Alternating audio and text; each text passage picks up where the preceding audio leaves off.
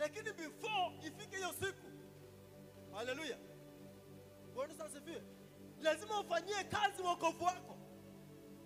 Hautaishi tu kisema mimi ni kijana, sio lazima. Hiyo ni kazi ya wazazi. Hapana, lazima muabudu Mungu katika roho na ukweli.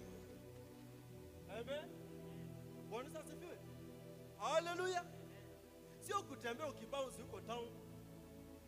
Mwingine unasoma ukule Mount Kenya University ama wapi, ikifika jioni unaweka goggles, unaweka nywele, unapaka mdomo, unavaa matiti kati ama unavaa mgongo kati, alafu na miguu kati. Haleluya. Alafu unatembea kwa barabara kuenda kwenye dhambi za zinaa. Haleluya.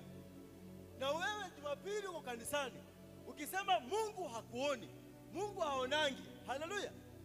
Bwana asifiwe. Kumbuka ulimpokea, na Yesu akasema kaeni ndani yangu na mimi ndani yenu. So Yesu ako ndani yako na pia sisi tuko ndani yake. Ndani mwa Yesu tunatenda dhambi ambazo zinatupeleka jehanamu. Haleluya. Bwana asifiwe.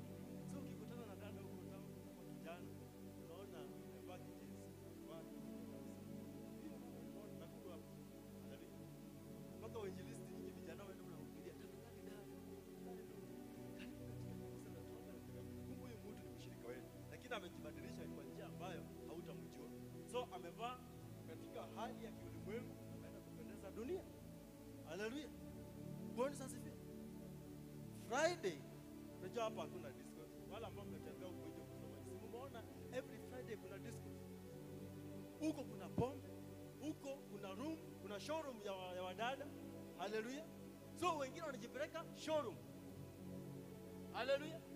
Alafu kuna manager wao, yeye ndio kazi yake ni kweli kuchukua pesa, alafu yatapata